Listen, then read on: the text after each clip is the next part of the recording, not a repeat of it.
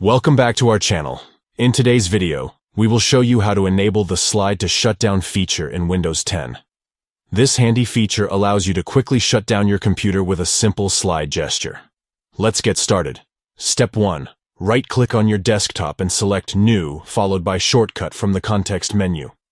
Step 2. In the pop-up window, paste the following code: windir and System32 SlideToShutDown.exe. This code will create a clickable icon on your desktop. You can rename this icon as per your preference. Now let's move on to the final step. Step 3. Double-click on the newly created icon.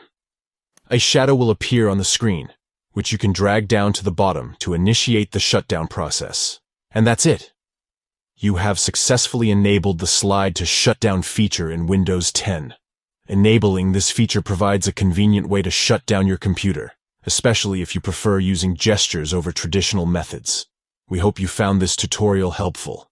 If you have any questions or suggestions, please let us know in the comments below. Don't forget to like and subscribe to our channel for more useful Windows 10 tips and tricks. Thank you for watching.